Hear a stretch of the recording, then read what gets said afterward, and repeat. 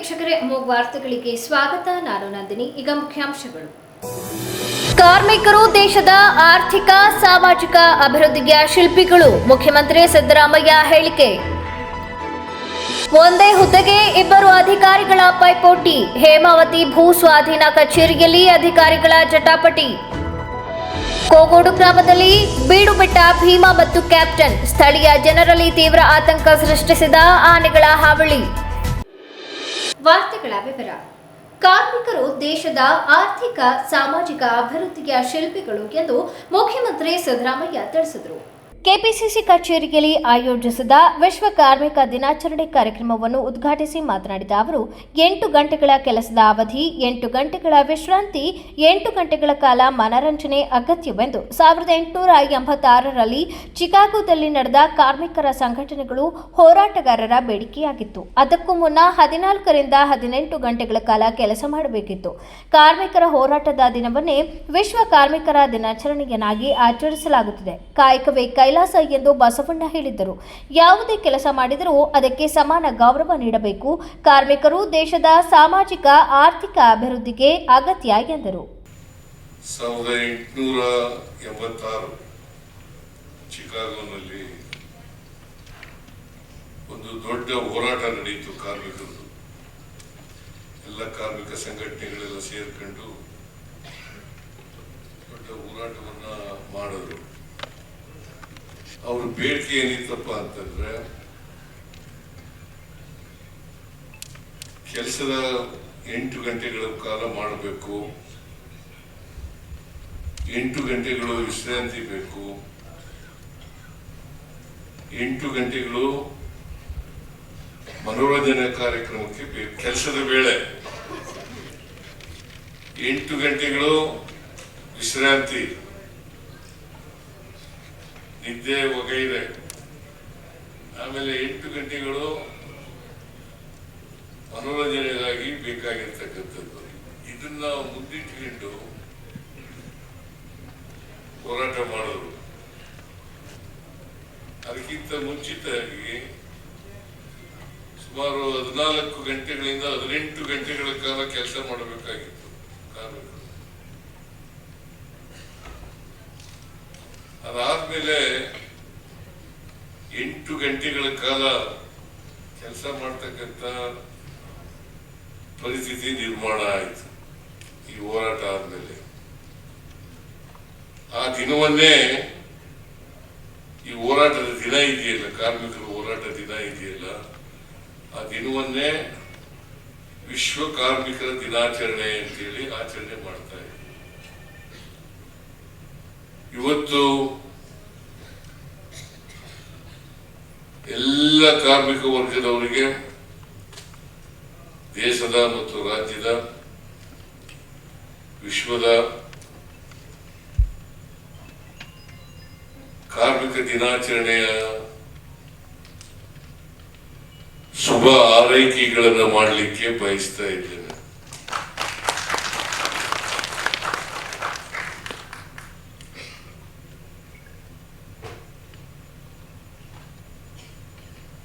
ಅದಕ್ಕೆ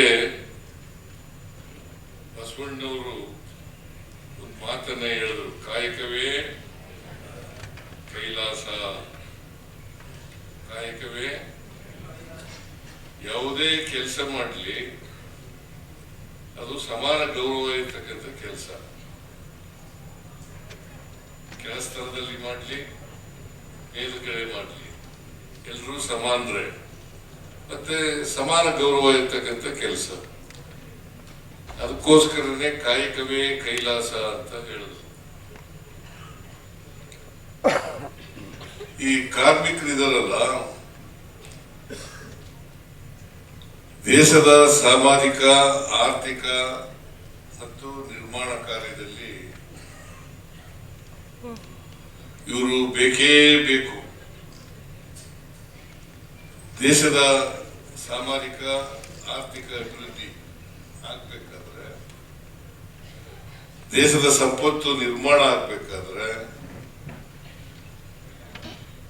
DCM DK Shivakumar, ವಿಧಾನ ಪರಿಷತ್ ಮುಖ್ಯ ಸಚೇತಕ ಸಲೀಂ ಅಹಮದ್, ಮಾಜಿ ಸಚಿವ ಹಾಗೂ ಗ್ಯಾರಂಟಿ ಅನುಷ್ಠಾನ ಪ್ರಾಧಿಕಾರದ ಅಧ್ಯಕ್ಷ ಎಚ್ಎಂ ರೇವಣ್ಣ, ಯುವ ಕಾಂಗ್ರೆಸ್ ಅಧ್ಯಕ್ಷ ಮಂಜುನಾಥ್, ಕೆಪಿಸಿಸಿ ಕಾರ್ಯಾಧ್ಯಕ್ಷರಾದ ಜಿಸಿ ಚಂದ್ರಶೇಖರ್ ಸೇರಿ ಹಲವು ಗಣ್ಯರು ಉಪಸ್ಥಿತರಿದ್ದರು. ಜಿಲ್ಲಾಧಿಕಾರಿ ಕಚೇರಿ ಕಟ್ಟಡದಲ್ಲಿರುವ ಹೇಮಾವತಿ ಜಲಾಶಯ ಪುನರ್ವಸತಿ ಯೋಜನೆಯ ವಿಶೇಷ ಭೂ ಸ್ವಾಧೀನ ಅಧಿಕಾರಿ ಕಚೇರಿಯಲ್ಲಿ ಒಂದೇ ಹುದ್ದೆಯ ಚೇರಿಗೆ ಇಬ್ಬರು ಅಧಿಕಾರಿಗಳ ನಡುವೆ ತೀವ್ರ ಹಗ್ಗ ಜಗ್ಗಾಟ ನಡೆಯುತ್ತಿರುವ ಘಟನೆ ಬೆಳಕಿಗೆ ಬಂದಿದೆ.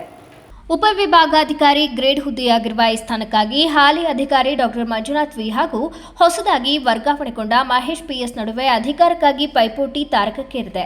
ಹಾಲಿ ವಿಶೇಷ ಭೂ ಸ್ವಾಧೀನ ಅಧಿಕಾರಿಯಾಗಿದ್ದ ಡಾಕ್ಟರ್ ಮಂಜುನಾಥ್ ವಿ ಅವರ ಸ್ಥಾನಕ್ಕೆ ಮಹೇಶ್ ಪಿಎಸ್ ಅವರನ್ನು ಸರ್ಕಾರ ಏಪ್ರಿಲ್ 24ರಂದು ವರ್ಗಾವಣೆ ಮಾಡಿ ಪೋಸ್ಟಿಂಗ್ ನೀಡಿತ್ತು. ಆದರೆ ಡಾಕ್ಟರ್ ಮಂಜುನಾಥ್ ಅವರು ನಿವೃತ್ತಿಗೆ ಇನ್ನೂ 1 ವರ್ಷ ಬಾಕಿ ಇರುವ ಕಾರಣ ನೀಡಿ ಕರ್ನಾಟಕ ಆಡಳಿತ ನ್ಯಾಯಾಲಯ ಮಂಡಳಿ ಮೊರೆ ಹೋಗಿ ತಮ್ಮ ವರ್ಗಾವಣೆಗೆ ತಡೆಯಾಜ್ಞೆ ಪಡೆದುಕೊಂಡಿದ್ದಾರೆ. ಇದರಿಂದ ಹುದ್ದೆಯ ಮೇಲಿನ ಹಕ್ಕಿನ ಪ್ರಶ್ನೆ ಉದ್ಭವಿಸಿದ್ದು, ಇಬ್ಬರು ಅಧಿಕಾರಿಗಳು ತಾವು ಕಾನೂನುಬದ್ಧ ಅಧಿಕಾರಿಗಳೇ ಎಂದು ಪಟ್ಟು ಹಿಡಿದಿದ್ದಾರೆ.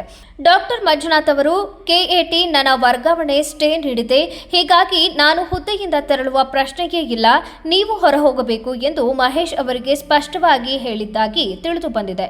ಇತ್ತ ಮಹೇಶ್ ಪಿಎಸ್ ಅವರು ನನಗೆ ಸರ್ಕಾರದಿಂದ ವರ್ಗಾವಣೆ ಆದೇಶ ಬಂದಿದೆ, ಮೇಲಾಧಿಕಾರಿಗಳು ಸ್ಪಷ್ಟ ಸೂಚನೆ ನೀಡುವವರೆಗೆ ನಾನು ಚೇರ್ ಬಿಡುವುದಿಲ್ಲ ಎಂದು ಹಠ ಹಿಡಿದು ಚೇರ್ನಲ್ಲಿ ಕುಳಿತು ಹೇಳಲಿಲ್ಲ. ಕೆಎಟಿ ತಡೆಯಾಜ್ಞೆ ಇದ್ದರೂ ತಮ್ಮ ಮೇಲಾಧಿಕಾರಿಗಳ ಆದೇಶ ಬರುವವರೆಗೆ ಕಚೇರಿಯಿಂದ ತೆರಳುವುದಿಲ್ಲ ಎಂದು ತಿಳಿಸಿದ್ದಾರೆ. ಇನ್ನೂ ಗಂಭೀರವಾಗಿ ಡಾಕ್ಟರ್ ಮಂಜುನಾಥ್ ಅವರು ಮಹೇಶ್ ವಿರುದ್ಧ ಹಲವು ಆರೋಪಗಳನ್ನು ಮಾಡಿದ್ದಾರೆ. ಒಬ್ಬ ಸರ್ಕಾರಿ ಅಧಿಕಾರಿಯಾಗಿ ವರ್ಗಾವಣೆ ಆದ ಬಳಿಕ ಕೆವಿಯಟ್ ಹಾಕಿ ಅಧಿಕಾರ ಸ್ವೀಕರಿಸುವುದು ಸರಿಯಲ್ಲ. ಮಧ್ಯರ್ಥಿಗಳ ಮೂಲಕ ಪೋಸ್ಟಿಂಗ್ ಮಾಡಿಸಿಕೊಂಡಿದ್ದಾರೆ. ವರ್ಗಾವಣೆ ಮಾಡಿಸಿದವರೇ ಈಗ ಚೇಂಬರ್ನಲ್ಲಿ ಕುಳಿತಿದ್ದಾರೆ ಎಂದು ಆರೋಪಿಸಿದ್ದಾರೆ. ಇದಕ್ಕೆ ಪ್ರತಿಯಾಗಿ ಮಹೇಶ್ ಅವರು ತಮ್ಮ ವರ್ಗಾವಣೆ ಸಂಪೂರ್ಣ ನಿಯಮಬದ್ಧವಾಗಿದ್ದು, ಹಿರಿಯ ಅಧಿಕಾರಿಗಳ ನಿರ್ದೇಶನದ ಮೇರೆಗೆ ಕಾರ್ಯನಿರ್ವಹಿಸುತ್ತಿದ್ದೇನೆ ಎಂದು ಹೇಳಿಕೊಂಡಿದ್ದಾರೆ. ಕಾರ್ಮಿಕರ ದಿನದ ಹಿನ್ನೆಲೆ ಸರ್ಕಾರಿ ರಜೆ ಇದ್ದರೂ ಕಚೇರಿಯಲ್ಲೇ ಇಬ್ಬರು ಅಧಿಕಾರಿಗಳ ನಡುವೆ ಮಾತಿನ ಚಕಮಕಿ ಜೋರಾಗಿ ನಡೆದಿದ್ದು, ಸಿಬ್ಬಂದಿ ಮತ್ತು ಸಾರ್ವಜನಿಕರ ಸಮ್ಮುಖದಲ್ಲೇ ಅಧಿಕಾರಕ್ಕಾಗಿ ಜಟಾಪಟಿ ನಡೆದಿದೆ. ಚೇರ್ಗಾಗಿ ನಡೆದ ಈ ಅಧಿಕಾರಿಗಳ ಸಂಘರ್ಷ ಜಿಲ್ಲಾಧಿಕಾರಿ ಕಚೇರಿಯಲ್ಲೇ ಚರ್ಚೆಗೆ ಗ್ರಾಸವಾಗಿದೆ. ಹೇಮಾವತಿ ಜಲಾಶಯ ಪುನರ್ವಸತಿ ಯೋಜನೆಗೆ ಸಂಬಂಧಿಸಿದ ಭೂ ಸ್ವಾಧೀನ ಪ್ರಕ್ರಿಯೆಗಳು ಮಹತ್ವದ್ದಾಗಿರುವ ಹಿನ್ನೆಲೆ ಇಂತಹ ಹುದ್ದೆಗಾಗಿ ಅಧಿಕಾರಿಗಳ ನಡುವೆ ನಡೆಯುತ್ತಿರುವ ಸಂಘರ್ಷ ಆಡಳಿತ ವಲಯದಲ್ಲಿ ಅಚ್ಚರಿ ಮೂಡಿಸಿದೆ. ಮೇಲಾಧಿಕಾರಿಗಳು ತಕ್ಷಣ ಮಧ್ಯಪ್ರವೇಶಿಸಿ ಸ್ಪಷ್ಟತೆ ನೀಡದಿದ್ದರೆ ಪರಿಸ್ಥಿತಿ ಮತ್ತಷ್ಟು ಗಂಭೀರವಾಗುವ ಸಾಧ್ಯತೆ ಇದೆ. ಜಿಲ್ಲಾಧಿಕಾರಿ ಕಚೇರಿ ಕಟ್ಟಡದಲ್ಲೇ ಇಬ್ಬರು ಅಧಿಕಾರಿಗಳು ಒಂದೇ ಹುದ್ದೆಗೆ ಹಗ್ಗ ಜಗ್ಗಾಟ ನಡೆಸಿರುವುದು ಇದೀಗ ಹಾಸನ ಜಿಲ್ಲೆಯಲ್ಲಿ ದೊಡ್ಡ ಚರ್ಚೆಯ ವಿಷಯವಾಗಿದ್ದು, ಆಡಳಿತಾತ್ಮಕ ಶಿಸ್ತು ಪ್ರಶ್ನಾರ್ಥವಾಗುವಂತಾಗಿದೆ. ಅಸಿಸ್ಟೆಂಟ್ ಕಮಿಷನರ್ GBNಲ್ಲಿದೆ, ಗ್ರೇಟರ್ ಬೆಂಗಳೂರು ಅಥಾರಿಟಿನಲ್ಲಿ ವರ್ಕ್ ಮಾಡ್ತಾ ಇದ್ದೆ. ಏನು ದಿನಾಂಕ 23/4/2026 ಆದೇಶ ಅಧಿಸೂಚನೆ ಆಗಿದೆ. ಸಿಬ್ಬಂದಿ ಮತ್ತು ಆಡಳಿತ ಸುಧಾರಣಾ ಇಲಾಖೆಯಿಂದ ಏನು 14/18 ಆಡಳಿತ ಸೇವಾ ಇಲಾಖೆ 2026 ದಿನಾಂಕ 23/4/2026 ಅಧಿಸೂಚನೆ ಆಗಿದೆ. ಅಧಿಸೂಚನೆಯಲ್ಲಿ ನನಗೆ ವಿಶೇಷ ಭೂಸ್ವಾಧೀನಾಧಿಕಾರಿ ಹೇಮಾವತಿ ಜಲಾಶಯ ಯೋಜನೆ ಹಾಸನ ಶ್ರೀ ಮಂಜುನಾಥ್ ವಿ ಅವರ ಜಾಗಕ್ಕೆ ನನಗೆ ವರ್ಗಾವಣೆಗೊಳಿಸಿ ಆದೇಶಿಸಿದ್ದಾರೆ. ಅದರಿಂದ ನಾನು ನೆಕ್ಸ್ಟ್ ಡೇ 24/4/2026 ಅಪರಾಹ್ನ ಮಾನ್ಯ ಜಿಲ್ಲಾಧಿಕಾರಿಗಳ ಗಮನಕ್ಕೆ ತಂದು ನಾನಿಲ್ಲಿ CTCನ ಅಸೀವ್ ಮಾಡಿದ್ದೀನಿ. ಚಾರ್ಜ್ ತಗೊಂಡ ನಂತರ ಇಲ್ಲಿವರೆಗೂ ನಿನ್ನೆ ಕೂಡ ಕೆಲಸ ಮಾಡಿದ್ದೀನಿ. ನಿನ್ನೆ ಭೂ ಮಂಜೂರಾತಿ ಪ್ರಕರಣಗಳಿಗೆ ಸಂಬಂಧಪಟ್ಟಂತೆ ಹುಣ್ಣೂರು ಹೋಬಳಿಗೆ ಸಂಬಂಧಂತೆ ನ್ಯಾಯಾಂಗ ನಿಂದನಾ ಅರ್ಜಿಗಳಿತ್ತು. ಅದರಿಂದ ಅಲ್ಲಿನ ಅಡ್ವೊಕೇಟ್ ಅವರು, ಗೌರ್ಮೆಂಟ್ ಅಡ್ವೊಕೇಟ್ ಅವರು ಖುದ್ದಾಗಿ ಗೌರವಾನ್ವಿತ ಉಚ್ಚ ನ್ಯಾಯಾಲಯಕ್ಕೆ ಹಾಜರಾಗುವಂತೆ ನನಗೆ ದೂರವಾಣಿಗೆ ತಿಳಿಸಿದರು. ಈ ಥರ ಇದೆ. ಅದರ ಬಗ್ಗೆ ಸಂಬಂಧಪಟ್ಟ ಪ್ರಕರಣದಲ್ಲಿ ನಮಗೆ ರಿವ್ಯೂ ಪಿಟಿಷನ್ ಹಾಕಲಿಕ್ಕೆ ಜೀವ ಆಗಿತ್ತು. ಅದನ್ನು ಮಾಡಿ ನಾವು ಕೋರ್ಟಲ್ ನಂಬರ್ 2ನಲ್ಲಿತ್ತು. ಅಲ್ಲಿ ಹೋಗಿ ನಾವು ಅದನ್ನು ಮನವರಿಕೆ ಮಾಡಿ ಫೈಲ್ನ ಇದು ಮಾಡಿದ್ವಿ.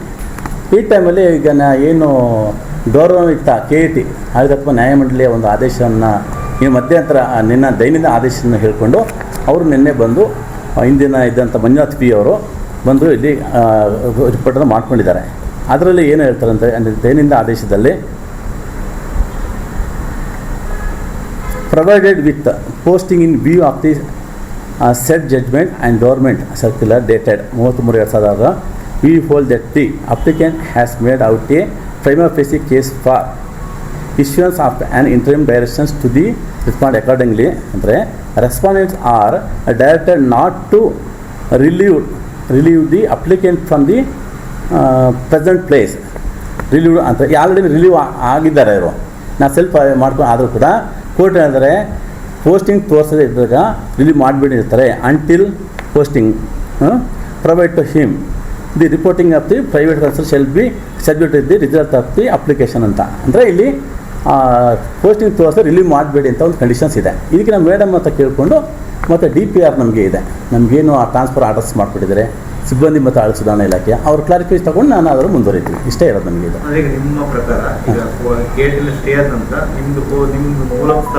ಇಲ್ಲ, ನಮಗೆ ಏನಿದೆ ಡೈರೆಕ್ಷನ್ ಕೊಡಬೇಕಾಗ್ತದೆ. ಈಗ ಏನಾಗ್ತದೆ ಅಂತಾರೆ ಪೋಸ್ಟಿಂಗ್ ತೋರಿಸೋದನ್ನೇ ರಿಲೀವ್ ಮಾಡಬೇಡಿ ಅಂತ ಒಂದು ಕಂಡೀಷನ್ಸ್ ಹಾಕಿದ್ದಾರೆ ಇದರಲ್ಲಿ. ಆಲ್ರೆಡಿ ರಿಲೀವ್ಡ್ ಇವರು ರಿಲೀವ್ ಆಗಿದ್ದರೆ ನಾವು ಡ್ಯೂಟಿ ಮಾಡ್ತಾ ಇದ್ದೀವಿ ಆಸ್ ಪರ್ CDC. ಸ್ವಲ್ಪ ಇದೆ, ನಾನು ಹೇಳ್ದಾಗ ನೀವು ಅಪ್ಸೆಟ್ ಮಾಡಬೇಡಿ. ಸಿಗ್ನೇಚರು ಅವ್ರು ಮಾಡಬೇಕು ಅಂತಿಲ್ಲ, ಸೆಲ್ಫ್ ಅಸ್ಯೂರ್ ಮಾಡೋಕ್ಕೂ ಇದೆ. ಅವ್ರು ಹೇಳ್ಬೋದು 1000 ಕೇಳಿ. ನನ್ನ ಇದು ಹೇಳ್ತೀನಿ, ಇಷ್ಟು ದಿನ ಡ್ಯೂಟಿ ಮಾಡಿದ್ದೀನಿ ಹೇಳೋಕ್ಕಾಗಲ್ಲ. ಫೀಲ್ಡ್ ವರ್ಕ್ ಮಾಡಿದ್ದೀನಿ, ಪ್ರೋಟೋಕಾಲನ್ನು ಮಾಡಿದ್ದೀನಿ. ಹಾಂ, 24ರಿಂದ ಮೊನ್ನೆ ಗಂಟೆ ಮಾಡಿದ್ದೀನಿ ಆನ್ ಡ್ಯೂಟಿ. 30 ತಾರೀಕು ಗಂಟೆ ಫುಲ್ ಡ್ಯೂಟಿ ಇದ್ದೀನಿ, ನಾನು ಡ್ಯೂಟಿ ಮಾಡ್ಕೊಂಡಿದ್ದೀನಿ. ಇಲ್ಲ, ನನಗೆ ಸರ್ವ್ ಆಗಿಲ್ಲ. ಮೊನ್ನೆ ವಾಟ್ಸಪ್ಪಲ್ಲಿ ಹಾಕಿದ್ದಾರೆ, ಕಳ್ಸ್ಕೊಟ್ಟಿದ್ದು ಹೇಳಿದ್ದಾರೆ. ಇದು ದೈನಂದಿನ ಇದು ಆನ್ಲೈನಲ್ಲೂ ಕೂಡ ನೋಡ್ಬೋದು. ಈಗ ನಮಗೇನು ಇಮಿಡಿಯೇಟ್ ಆಫೀಸರ್ ಮಾನ್ಯ ಜಿಲ್ಲಾಧಿಕಾರಿಗಳಿದ್ದಾರೆ, ಒಂದು DPR ಕರ್ಸ್ಕೊಂಡು ನಾವು ಅದನ್ನು ಅದೇ ಥರ ಅವ್ರು ಏನು what are the direction the given by the higher officer immediate officers ಅಂತ ಮಾಡ್ಕೊಳ್ಳಲ್ಲ, ಅವರ ಡೈರೆಕ್ಷನ್ ತೊಗೊಂಡು ಅದರಂತ ಮುಂದುವರಿತೀವಿ. ನಮಗೆ ಅಷ್ಟೇನಿರುವಂಥದ್ದು ಅದು ನೆಮ್ಮದಿಯಲ್ಲಿ ಒಂದು ಸಾಂಗವಾಗಿ ಶಾಂತ ರೀತಿಯಲ್ಲಿ ಕೆಲಸ ಆಗಬೇಕು. ಅದಕ್ಕೆ ನಾವು ಇಮಿಡಿಯೇಟ್ ಆಫೀಸರ್ ಇಲ್ಲ, ನನಗೆ ಇಲ್ಲಿಂದ ರಿಲೀವ್ ಆಗಿಲ್ಲ ಇನ್ನೂ ಕೂಡ. CTC ಇದ್ದೀನಿ, ನನಗೆ ಅವರು ರಿಲೀವ್ ಮಾಡಬೇಕು. ಈ ಥರ ಇದೆ ಆ್ಯಸ್ ಪರ್ ಇದು KT ಆದೇಶ ಪ್ರಕಾರ ಈ ಥರ ಇದೆ, ನೀವು ಮಾಡಿ ಅಂತ ನನಗೆ ಕೊಟ್ಟಾಗ ನಾನು ಹೋಗ್ತೀನಿ. ಅಷ್ಟೇ ಇರುವಂಥದ್ದು ಕೇಳ್ಕೊಂಡು ನಾನು ಮುಂದುವರಿತೀನಿ. ಇಷ್ಟೇ ವಿಷಯ.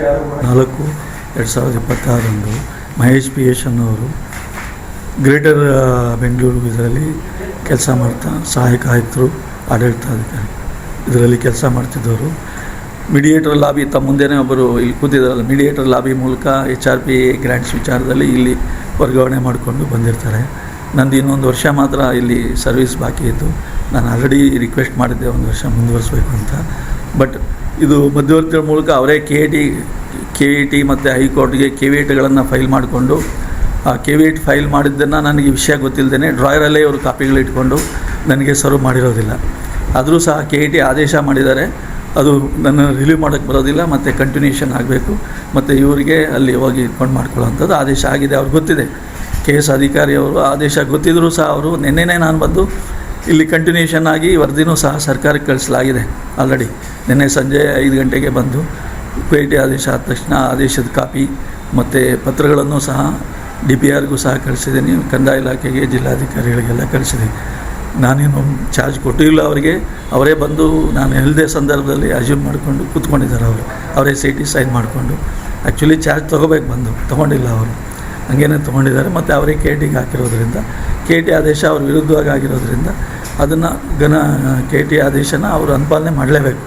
ಮಾಡ್ದೇ ತಮ್ಮ ಮುಂದೇನೂ ಇಲ್ಲಿ ಮೀಡಿಯೇಟರ್ಗಳನ್ನ ಕರೆಸ್ಕೊಂಡು ಕೂತ್ಕೊಂಡು ಅವ್ರ ಮುಂದೆ ನೀವೇ ಯಾಕೆ ಇದು ಮಾಡ್ತೀರಂತ ನಮಗೆ ಡೈರೆಕ್ಷನ್ ಮೀಡಿಯೇಟರ್ಗಳ ಡೈರೆಕ್ಷನ್ ಕೊಡೋ ಥರ ಒಂದು ಆಡಳಿತ ವ್ಯವಸ್ಥೆ ಇವರು ಮಾಡ್ತಾ ಇರೋದ್ರಿಂದ ಇದು ಕಂಟೆಂಪ್ಟ್ ಆಗುತ್ತೆ. ಇದು ನ್ಯಾಯಾಂಗದಿಂದಲೇ ಅದು ಅವರು ಅರ್ಥ ಮಾಡ್ಕೋಬೇಕು. ಅರ್ಥ ಮಾಡ್ಕೊಳ್ದಿದ್ರೆ ಇದು ಮುಂದೆ ಸಮಸ್ಯೆ ಆಗುತ್ತೆ ಅನ್ನೋ ಒಂದು ವಿಚಾರ ನಾನು ತಮ್ಮ ಗಮನಕ್ಕೆ ತರುತ್ತೇನೆ. ಬೇಲೂರು ತಾಲೂಕು ವ್ಯಾಪ್ತಿಯ ಕೋಗೋಡು ಗ್ರಾಮದಲ್ಲಿ ಕಳೆದ 3 ದಿನಗಳಿಂದ ಪ್ರಸಿದ್ಧ ಕಾಡಾನೆಗಳು ಭೀಮಾ ಮತ್ತು ಕ್ಯಾಪ್ಟನ್ ಕಾಣಿಸಿಕೊಳ್ಳುತ್ತಿದ್ದು ಗ್ರಾಮಸ್ಥರಲ್ಲಿ ಆತಂಕದ ವಾತಾವರಣ ನಿರ್ಮಾಣವಾಗಿದೆ. ಸ್ಥಳೀಯರ ಮಾಹಿತಿ ಪ್ರಕಾರ ಈ 2 ದೈತ್ಯಾಕಾರದ ಆನೆಗಳು ಕಾಫಿ ತೋಟಗಳು, ಬೆಳೆ ಪ್ರದೇಶಗಳು ಹಾಗೂ ಅರಣ್ಯ ಅಂಚಿನ ಭಾಗಗಳಲ್ಲಿ ನಿರಂತರವಾಗಿ ಸಂಚರಿಸುತ್ತಿವೆ. ಕೆಲವೆಡೆ ರಾತ್ರಿ ವೇಳೆ ಗ್ರಾಮ ಹತ್ತಿರವೇ ತಂಗಿದ್ದು ಜನರು ಮನೆಗೆ ಹೊರಗೆ ಬರಲು ಹೆದರುವ ಪರಿಸ್ಥಿತಿ ನಿರ್ಮಾಣವಾಗಿದೆ. ಈ ಭೀಮಾ ಮತ್ತು ಕ್ಯಾಪ್ಟನ್ ಆನೆಗಳು ಹಿಂದೆ ಸಹ ಪರಸ್ಪರ ಮುಖಾಮುಖಿಯಾಗಿ ಕಾಳಗ ನಡೆಸಿದ ದಾಖಲೆಗಳಿವೆ. ಹಾಸನ ಜಿಲ್ಲೆಯಲ್ಲಿಯೇ ನಡೆದ ಒಂದು ಭೀಕರ ಘರ್ಷಣೆಯಲ್ಲಿ ಭೀಮಾ ತನ್ನ ಒಂದು ದಂತವನ್ನು ಕಳೆದುಕೊಂಡಿತ್ತು. ಈ ಕಾರಣದಿಂದ ಈ 2 ಆನೆಗಳು ಹೆಚ್ಚು ಆಕ್ರಮಣಕಾರಿ ಸ್ವಭಾವ ಹೊಂದಿವೆ ಎಂದು ಸ್ಥಳೀಯರು ಭಯ ವ್ಯಕ್ತಪಡಿಸುತ್ತಿದ್ದಾರೆ. ಒಟ್ಟಾರೆ ಕೋಗೋಡು ಗ್ರಾಮದಲ್ಲಿ ಭೀಮಾ ಹಾಗೂ ಕ್ಯಾಪ್ಟನ್ ಸಂಚಾರದಿಂದ ಉದ್ವಿಗ್ನ ಪರಿಸ್ಥಿತಿ ನಿರ್ಮಾಣವಾಗಿದ್ದು ಯಾವುದೇ ಅಪಾಯ ಸಂಭವಿಸದಂತೆ ತಕ್ಷಣ ಕ್ರಮ ಕೈಗೊಳ್ಳಬೇಕು ಎಂದು ಗ್ರಾಮಸ್ಥರು ಆಗ್ರಹಿಸಿದ್ದಾರೆ. ಹೊಳೆನರಸೀಪುರ ತಾಲೂಕಿನ ಸಮಗ್ರ ಅಭಿವೃದ್ಧಿ ಹಾಗೂ ಸಾರ್ವಜನಿಕರ ಸಮಸ್ಯೆಗಳ ಪರಿಹಾರಕ್ಕೆ ಸಂಬಂಧಿಸಿದಂತೆ ಶಾಸಕ HD ರೇವಣ್ಣ ಅವರ ಅಧ್ಯಕ್ಷತೆಯಲ್ಲಿ ತಾಲೂಕು ಕಚೇರಿ ಆವರಣದಲ್ಲಿ ಸಾಮಾನ್ಯ ಸಭೆ ಜರುಗಿತು. ಸಭೆಯಲ್ಲಿ ತಾಲೂಕಿನ ಕುಡಿಯುವ ನೀರು, ನೈರ್ಮಲ್ಯ ಹಾಗೂ ಬಾಡಿಗೆ ವಸೂಲಾತಿ ಸೇರಿದಂತೆ ಹಲವು ಪ್ರಮುಖ ವಿಷಯಗಳ ಕುರಿತು ಸುದೀರ್ಘ ಚರ್ಚೆ ನಡೆಸಿ ಅಧಿಕಾರಿಗಳಿಗೆ ನಿರ್ದೇಶನ ನೀಡಲಾಯಿತು. ತಾಲೂಕಿನ ಪ್ರತಿಯೊಂದು ಪಂಚಾಯತ್ಗೆ ಕನಿಷ್ಠ 15 ಲಕ್ಷ ರೂಪಾಯಿ ಅನುದಾನದ ಅವಶ್ಯಕತೆ ಇದೆ ಎಂದು ಪ್ರತಿಪಾದಿಸಿದರು. ಒಟ್ಟಾರೆಯಾಗಿ ತಾಲೂಕಿನ ಅಭಿವೃದ್ಧಿ ಕಾರ್ಯಗಳಿಗೆ 4 ರಿಂದ 4.5 ಕೋಟಿ ರೂಪಾಯಿ ಅನುದಾನದ ಅಗತ್ಯವಿದ್ದು, ಈ ಬಗ್ಗೆ ಸಮಗ್ರ ವರದಿಯನ್ನು 1 ವಾರದೊಳಗೆ ಸಿದ್ಧಪಡಿಸಿ ಜಿಲ್ಲಾಧಿಕಾರಿಗಳ ಮೂಲಕ ಸರ್ಕಾರಕ್ಕೆ ಸಲ್ಲಿಸುವಂತೆ ಅಧಿಕಾರಿಗಳಿಗೆ ಸೂಚಿಸಿದರು. ಬೇಸಿಗೆ ಹಾಗೂ ಮುಂದಿನ ದಿನಗಳಲ್ಲಿ ಕುಡಿಯುವ ನೀರಿನ ಸಮಸ್ಯೆ ಉದ್ಭವಿಸದಂತೆ ಮುನ್ನೆಚ್ಚರಿಕೆ ವಹಿಸಲು ಸೂಚಿಸಿದ ಅವರು, ಹಳೆಯ ನೀರಿನ ಟ್ಯಾಂಕರ್ಗಳನ್ನು ಕೂಡಲೇ ದುರಸ್ತಿಗೊಳಿಸಬೇಕು. ತಾಲೂಕಿನ ವಿವಿಧೆಡೆ ತುರ್ತಾಗಿ 30 ರಿಂದ 40 ಹೊಸ ಬೋರ್ವೆಲ್ಗಳನ್ನು ಕೊರೆಸಲು ಕ್ರಮ ಕೈಗೊಳ್ಳಬೇಕು. ಪುರಸಭೆಗೆ ಸೇರಿದ ಮಳಿಗೆಗಳ ಬಾಡಿಗೆ ಪಾವತಿಸದವರ ವಿರುದ್ಧ ಕಟ್ಟುನಿಟ್ಟಿನ ಕ್ರಮ ಕೈಗೊಂಡು ಬಾಕಿ ಮೊತ್ತವನ್ನು ಕೂಡಲೇ ವಸೂಲಿ ಮಾಡಲು ಅಧಿಕಾರಿಗಳಿಗೆ ತಾಕೀತು ಮಾಡಿದರು. ಅಲ್ಲದೆ ನಿಯಮಾನುಸಾರ ಹೊಸ ಮಳಿಗೆಗಳ ನಿರ್ಮಾಣಕ್ಕೆ ಟೆಂಡರ್ ಪ್ರಕ್ರಿಯೆ ನಡೆಸಿ ಅಭಿವೃದ್ಧಿಪಡಿಸಲು ಸಲಹೆ ನೀಡಿದರು. ಸಭೆಯ ಸಂದರ್ಭದಲ್ಲಿ ಸಾರ್ವಜನಿಕರಿಂದ ಹಲವಾರು ಅಹವಾಲುಗಳನ್ನು ಸ್ವೀಕರಿಸಿದ ಶಾಸಕರು ಜನರ ಸಮಸ್ಯೆಗಳಿಗೆ ತಕ್ಷಣ ಸ್ಪಂದಿಸಿ ಸೂಕ್ತ ಪರಿಹಾರ ಒದಗಿಸುವಂತೆ ಸಂಬಂಧಪಟ್ಟ ಇಲಾಖೆಯ ಅಧಿಕಾರಿಗಳಿಗೆ ಸ್ಥಳದಲ್ಲೇ ಸೂಚನೆ ನೀಡಿದರು. ಕನಿಷ್ಠ ಒಂದು ಪಂಚಾಯತಿಗೆ 15 ಲಕ್ಷ ರೂಪಾಯಿ ಇರುತ್ತೆ. ಕುಡಿಯೋ ನೀರು ಅಲ್ಲಿ ಹಳೆ ಟ್ಯಾಂಕ್ಗಳು ಕಟ್ಟಿರ್ತಾರೆ ಊರು, ಆ ಟ್ಯಾಂಕು ರಿಪೇರಿ ಮಾಡಬೇಕು. ಅಲ್ಲೋದಲ್ಲಿ ಟ್ಯಾಂಕು ಕಟ್ಟಾರಿಂದ ರಿಪೇರಿ ಮಾಡಿಲ್ಲ, ಅದಕ್ಕೆ ಇದಿರ್ತದಿಲ್ಲ,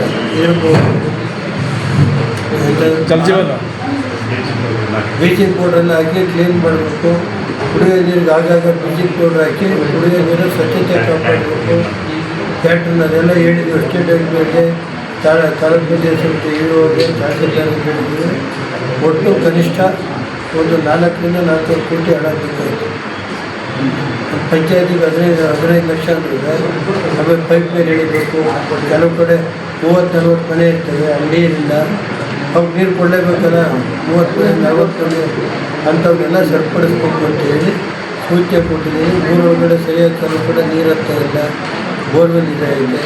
ಹೊಸ ಬೋರ್ವೆಲ್ ಒಂದು 30-40 ಹೊಸ ಬೋರ್ವೆಲ್ಲು ಪ್ರಯೋಜನ ಮಾಡ್ತೀನಿ ಅಂತ ಹೇಳಿ ಇದೆಲ್ಲ ಮಾಡ್ಕೊಂಡು ಎಷ್ಟು ಬೇಕು ಅಂತ ಮಾಡಿಕೊಂಡು 1 ವಾರದಲ್ಲಿ ರಿಪೋರ್ಟ್ ಕೊಟ್ಟು DCR ಕಳಿಸ್ಕೊಡ್ಬೇಕು ಸರ್ಕಾರಕ್ಕೆ. ಬ್ಲಡ್ಡಲ್ಲಿ ಮುನ್ಸಿಪಾಲ್ಟಿದು ಅಷ್ಟೇ ಹೊಸ ಮಳಿಗೆಗಳದ್ದು ಟೆಂಡರ್ ಕರೆದು ಕೂಡಲೇ ಇದು ಮಾಡೋದು. ಸರ್ಕಾರದ ಏನೀಗ ಹೊಸ ಗೈಡ್ಲೈನ್ಸ್ ಮಾಡಿ ರದ್ದೆ ಮಾಡಿದ್ಮೇಲೆ ಮತ್ತಿನ್ನೊಂದು ಸಾರಿ ಕರೆದು ಸರ್ಕಾರಕ್ಕೆ ಕಳಿಸ್ಕೊಡ್ಬೇಕು ಅಂತ ಒಂದು 90 ಮಳಿಗೆಗಳು. ಬಾಡಿಗೆದು ಫಸ್ಟು ಯಾರು ಸಹಕಾರದಿಂದ ಅದಕ್ಕೆ ವಸೂಲಾತಿ ಮಾಡಿ ಅಂತ ಏನು DCR ಈಗಾಗಲೇ ಲೆಟ್ರ್ ಬರೆದವ್ರೆ. ಕೆಲವರು ಇಲ್ಲಿ ಒಳಗೆ ಅರ್ಜಿ ಬರೆದವ್ರೆ, DCRಗೆ ಪತ್ರಿಕೆಯವರು ಬರೆದವ್ರೆ. ಈ ಥರ ಬಾಡಿಗೆ ಕಟ್ತಾ ಇಲ್ಲ, ಪುರಸಭೆ ಸದಸ್ಯರು ಚೀಫ್ ಬಾಯ್ಸ್ ವಸೂಲು ಮಾಡ್ತಾ ಇಲ್ಲ ಅಂತ ಪತ್ರಿಕೆಯಲ್ಲೂ ಬಂದೈತಿ. ಅದ್ರ ಮೇಲೆ ಚೀಫ್ ಬಾಯ್ಸಿಗೆ ನೋಟಿಸ್ ಕೊಟ್ಟವ್ರೆ. ಅದಕ್ಕೆ ಕೂಡಲೇ ಆ ಬಾಡಿಗೆ ವಸೂಲಾತಿ ಏನೈತೆ ಮಾಡಿ ಸರ್ಕಾರ ಜಮಾ ಮಾಡಬೇಕು ಅಂತ ಹೇಳಿದರು. ಎಲ್ಲರೂ ಬೀಗ ಹಾಕ್ತಾರೆ ಅಷ್ಟೇ. ಈ ಸಭೆಯಲ್ಲಿ ತಾಲೂಕು ದಂಡಾಧಿಕಾರಿಗಳಾದ YM ರೇಣುಕುಮಾರ್, ಮುಖ್ಯ ಅಧಿಕಾರಿ UN ಶಿವಶಂಕರ್, ಕಾರ್ಯನಿರ್ವಹಣಾಧಿಕಾರಿ ಶ್ರೀ ಮುನಿರಾಜು, ಸಹಾಯಕ ಕಾರ್ಯಪಾಲಕ ಅಭಿಯಂತರರಾದ ಶ್ರೀ ಮಹೇಂದ್ರ, ಸಮಾಜ ಕಲ್ಯಾಣ ಇಲಾಖೆಯ ಸಹಾಯಕ ನಿರ್ದೇಶಕರಾದ ಶ್ರೀ ಕೃಷ್ಣಮೂರ್ತಿ, ದೈಹಿಕ ಶಿಕ್ಷಣಾಧಿಕಾರಿ ಸುಜಾತಾ ಅಲಿ ಹಾಗೂ ವಿವಿಧ ಇಲಾಖೆಗಳ ತಾಲೂಕು ಮಟ್ಟದ ಅಧಿಕಾರಿಗಳು ಉಪಸ್ಥಿತರಿದ್ದರು. ಬೇಲೂರು ನಗರದ ವಿಶ್ವವಿಖ್ಯಾತ ಶ್ರೀ ಚನ್ನಕೇಶವ ಸ್ವಾಮಿ ದೇವಾಲಯಕ್ಕೆ ಆಗಮಿಸುವ ಪ್ರವಾಸಿಗರ ವಾಹನಗಳ ಅಸಮರ್ಪಕ ಪಾರ್ಕಿಂಗ್ ಇದೀಗ ಸ್ಥಳೀಯ ಜನತೆಗೆ ದೊಡ್ಡ ತಲೆನೋವಾಗಿ ಪರಿಣಮಿಸಿದೆ. ದೇವಾಲಯಕ್ಕೆ ಬರುವ ಪ್ರವಾಸಿಗರ ವಾಹನಗಳಿಗಾಗಿ ಜಿಲ್ಲಾಡಳಿತ ಪ್ರತ್ಯೇಕ ಪಾರ್ಕಿಂಗ್ ಸ್ಥಳವನ್ನು ನಿಗದಿಪಡಿಸಿದ್ದರೂ ಆ ಸ್ಥಳ ಬಹುತೇಕ ಖಾಲಿಗೆ ಉಳಿಯುತ್ತಿದೆ. ಆದರೆ ಪ್ರವಾಸಿಗರು ರಸ್ತೆ ಬದಿಗಳಲ್ಲೇ ಮನಬಂದಂತೆ ವಾಹನಗಳನ್ನು ನಿಲ್ಲಿಸುತ್ತಿರುವ ಪರಿಣಾಮ ಬೇಲೂರು ನಗರದ ಪ್ರಮುಖ ರಸ್ತೆಗಳು ವಾಹನಗಳಿಂದ ತುಂಬಿ ತುಳುಕುತ್ತಿವೆ. ಇದರಿಂದ ಸಾರ್ವಜನಿಕರ ದೈನಂದಿನ ಸಂಚಾರಕ್ಕೆ ತೀವ್ರ ಅಡಚಣೆ ಉಂಟಾಗುತ್ತಿದ್ದು, ವಾಹನ ಸವಾರರು ಹಾಗೂ ಸ್ಥಳೀಯರು ನಿತ್ಯವೂ ಕಿರಿಕಿರಿ ಅನುಭವಿಸುವಂತಾಗಿದೆ. ವಿಶೇಷವಾಗಿ ದೇವಾಲಯ ಸುತ್ತಮುತ್ತಲಿನ ರಸ್ತೆಗಳಲ್ಲಿ ವಾಹನ ದಟ್ಟಣೆ ಹೆಚ್ಚಾಗಿ ಸಂಚಾರ ದುರಂತದ ಪರಿಸ್ಥಿತಿ ನಿರ್ಮಾಣವಾಗುತ್ತಿದೆ. ಬೇಸಿಗೆ ರಜೆ ಹಿನ್ನೆಲೆ ದೇವಾಲಯಕ್ಕೆ ಆಗಮಿಸುವ ಪ್ರವಾಸಿಗರ ಸಂಖ್ಯೆ ಹೆಚ್ಚುತ್ತಿರುವುದರಿಂದ ಸಮಸ್ಯೆ ಮತ್ತಷ್ಟು ಗಂಭೀರವಾಗಿದೆ. ಆದರೂ ದೇವಾಲಯದ ಆಡಳಿತ ಮಂಡಳಿ ಹಾಗೂ ಸಂಬಂಧಿಸಿದ ಸಿಬ್ಬಂದಿ ಪ್ರವಾಸಿಗರನ್ನ ನಿಗದಿತ ಪಾರ್ಕಿಂಗ್ ಸ್ಥಳದತ್ತ ಮಾರ್ಗದರ್ಶನ ಮಾಡುವಲ್ಲಿ ನಿರ್ಲಕ್ಷ್ಯ ತೋರುತ್ತಿದ್ದಾರೆ ಎಂಬ ಆರೋಪಗಳು ಕೇಳಿಬರುತ್ತಿವೆ. ಜಿಲ್ಲಾಧಿಕಾರಿಗಳ ಆದೇಶದಂತೆ ಪ್ರವಾಸಿಗರ ವಾಹನಗಳನ್ನು ನಿಗದಿತ ಪಾರ್ಕಿಂಗ್ ಪ್ರದೇಶದಲ್ಲೇ ನಿಲ್ಲಿಸುವ ವ್ಯವಸ್ಥೆ ಕಟ್ಟುನಿಟ್ಟಾಗಿ ಜಾರಿಯಾಗಬೇಕಿದ್ದರೂ ನೆಲಮಟ್ಟದಲ್ಲಿ ರಾಜ್ಯದಲ್ಲಿ ಅದು ಪರಿಣಾಮಕಾರಿಯಾಗಿ ಅನುಷ್ಠಾನಗೊಳ್ಳುತ್ತಿಲ್ಲ. ಕೆಲ ಸಿಬ್ಬಂದಿ ಪಾರ್ಕಿಂಗ್ ಬಿಲ್ ಪುಸ್ತಕ ಹಿಡಿದುಕೊಂಡೇ ಕರ್ತವ್ಯ ನಿರ್ವಹಣೆಯಲ್ಲಿ ಆಸಕ್ತಿ ತೋರದೆ ನಿರ್ಲಕ್ಷ್ಯ ವಹಿಸುತ್ತಿದ್ದಾರೆ ಎನ್ನುವ ಸಾರ್ವಜನಿಕರ ಅಸಮಾಧಾನ ವ್ಯಕ್ತವಾಗಿದೆ. ಪ್ರವಾಸಿಗರ ಅನುಕೂಲಕ್ಕಾಗಿ ರೂಪಿಸಿರುವ ಪಾರ್ಕಿಂಗ್ ವ್ಯವಸ್ಥೆ ಸರಿಯಾಗಿ ಜಾರಿಯಾಗದಿರುವುದರಿಂದ ಅದರ ಭಾರ ಈಗ ಬೇಲೂರು ನಗರದ ಸಾರ್ವಜನಿಕರ ಮೇಲೆ ಬಿದ್ದಂತಾಗಿದೆ. ರಸ್ತೆ ಬದಿಗಳ ಅಕ್ರಮ ಪಾರ್ಕಿಂಗ್ನಿಂದ ಸ್ಥಳೀಯರು ನರಕ ಯಾತನೆ ಅನುಭವಿಸುವಂತಾಗಿದೆ. ಇನ್ನಾದರೂ ಜಿಲ್ಲಾಡಳಿತ ಹಾಗೂ ದೇವಾಲಯ ಆಡಳಿತ ಎಚ್ಚೆತ್ತು ನಿಗದಿತ ಪಾರ್ಕಿಂಗ್ ವ್ಯವಸ್ಥೆಯನ್ನು ಕಟ್ಟುನಿಟ್ಟಾಗಿ ಜಾರಿಗೊಳಿಸಿ ಸಾರ್ವಜನಿಕರ ಸಂಕಷ್ಟಕ್ಕೆ ಪರಿಹಾರ ಒದಗಿಸುತ್ತಾರೆಯೇ ಎಂಬುದನ್ನು ಕಾದು ನೋಡಬೇಕು. ಭಗವಾನ್ ಬುದ್ಧರ ಜಯಂತಿ ಅಂಗವಾಗಿ ನಗರದ ಜಿಲ್ಲಾಧಿಕಾರಿ ಕಚೇರಿ ಆವರಣದಲ್ಲಿ ನಡೆದ 2570ನೇ ಬೌದ್ಧ ಜಯಂತಿ ಕಾರ್ಯಕ್ರಮದ ಮೆರವಣಿಗೆಯಲ್ಲಿ ಜಿಲ್ಲಾಡಳಿತದ ಗೈರು ಹಾಜರಿ ತೀವ್ರ ಅಸಮಾಧಾನಕ್ಕೆ ಕಾರಣವಾಯಿತು. ಬೌದ್ಧ ಮಹಾಸಭಾ ಅಧ್ಯಕ್ಷ ಮಲ್ಲಯ್ಯ ಮಾತನಾಡಿ, ಈ ದಿನವನ್ನು ವಿಶ್ವಾದ್ಯಂತ ಭಗವಾನ್ ಬುದ್ಧರ ಜಯಂತಿಯಾಗಿ ಆಚರಿಸಲಾಗುತ್ತದೆ. ಬುದ್ಧರು ಜನ್ಮ ತಾಳಿದ ಈ ದಿನ ಅತ್ಯಂತ ಪವಿತ್ರ ಮತ್ತು ಶ್ರೇಷ್ಠವಾದ ದಿನವಾಗಿದೆ. ಬೌದ್ಧ ಧರ್ಮವು ಶಾಂತಿ, ಸಮಾನತೆ, ಕರುಣೆ ಮತ್ತು ಮಮತೆಯ ಸಂದೇಶ ಸಾರುವ ಧರ್ಮವಾಗಿದ್ದು, ಯುದ್ಧ ಬೇಡ ಬುದ್ಧ ಬೇಕು ಎಂಬ ಘೋಷಣೆಯೊಂದಿಗೆ ವಿಶ್ವಶಾಂತಿ ಬುದ್ಧ ವಿಹಾರ ಕೇಂದ್ರದಿಂದ ನಡಿಗೆ ಹಮ್ಮಿಕೊಂಡಿದ್ದೇವೆ. ಸಮಾಜದಲ್ಲಿ ಶಾಂತಿ ನೆಲೆಸಬೇಕು, ಹಿಂಸೆ ಅಂತ್ಯವಾಗಬೇಕು ಎಂಬ ಸಂದೇಶವನ್ನು ಜನರಿಗೆ ತಲುಪಿಸುವ ಉದ್ದೇಶದಿಂದ ಕಾರ್ಯಕ್ರಮ ಆಯೋಜಿಸಲಾಗಿದೆ. ಆದರೆ ಇಂತಹ ಮಹತ್ವದ ಕಾರ್ಯಕ್ರಮಕ್ಕೆ ಜಿಲ್ಲಾಡಳಿತ ಯಾವುದೇ ಹಿರಿಯ ಅಧಿಕಾರಿಗಳು ಹಾಜರಾಗದಿರುವುದು ಬೌದ್ಧ ಸಮಾಜಕ್ಕೆ ತುಂಬಾ ನೋವು ತಂದಿದೆ ಎಂದು ಹೇಳಿದರು. ಈ ದಿನ ಇಡೀ ವಿಶ್ವದಾದ್ಯಂತ ಭಗವಾನ್ ಬುದ್ಧರ 2570ರ ಜಯಂತಿಯನ್ನು ಆಚರಿಸ್ತಾ ಇದ್ದೀವಿ. ಇದು ನಮ್ಮೆಲ್ಲರಿಗೂ ಒಂದು ಸಂತೋಷದ ದಿನ, ಪವಿತ್ರವಾದಂಥ ದಿನ.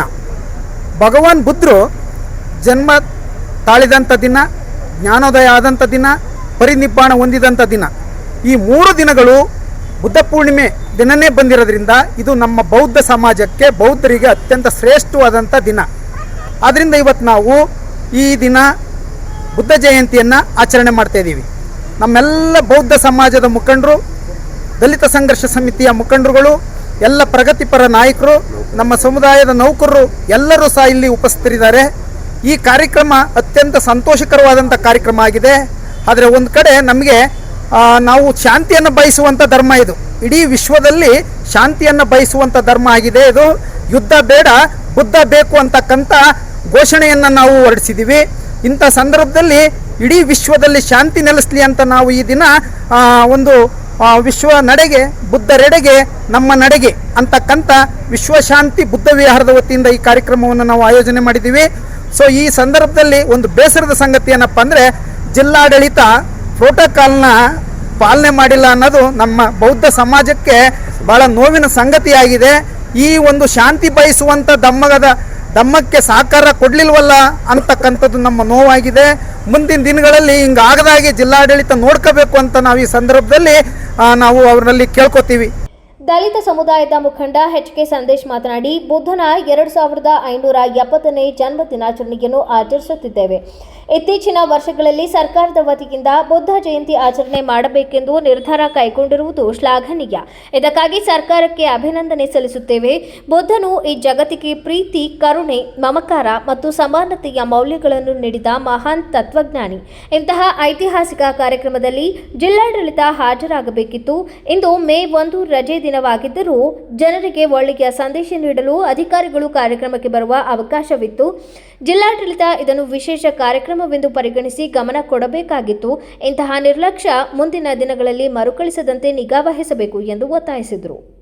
ಸರ್ಕಾರ ಇತ್ತೀಚೆಗೆ ಸರ್ಕಾರದ ವತಿಯಿಂದ ಆಚರಣೆ ಮಾಡಬೇಕು ಅನ್ನೋ ಕಾರ್ಯಕ್ರಮವನ್ನು ಹಮ್ಮಿಕೊಂಡಿದ್ದಾರೆ.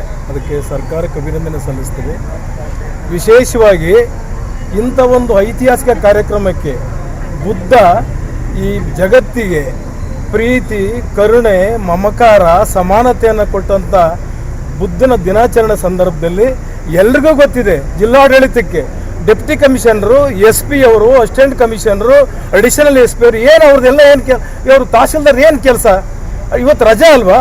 ಅಟ್ಲೀಸ್ಟ್ ಇವ್ರು ಬಂದು ಜನರಿಗೆ ಒಂದು ಬುದ್ಧನ ಸಂದೇಶವನ್ನು ಕೊಟ್ಟರೆ ಒಂಥರ ಜನ ಒಂದು ರಿಸೀವ್ ಮಾಡ್ಕೊಳ್ತಾರೆ. ಹಂಗಾಗಿ ಇವತ್ತು ನಾವು ದಲಿತ ಸಂಘರ್ಷ ಸಮಿತಿಯ ಸ್ನೇಹಿತರು, ಬೌದ್ಧ ಸಮಾಜ ಗೆಳೆಯರು ಮತ್ತು ವಿದ್ಯಾರ್ಥಿಗಳು ಮತ್ತು ಕೆಲವು ದಲಿತ ಸಂಘರ್ಷ ಸಮಿತಿಯ ಸ್ನೇಹಿತರು, ಈ ಸಮುದಾಯದವರು ಮಾತ್ರ ಬಂದಿದ್ದಾರೆ.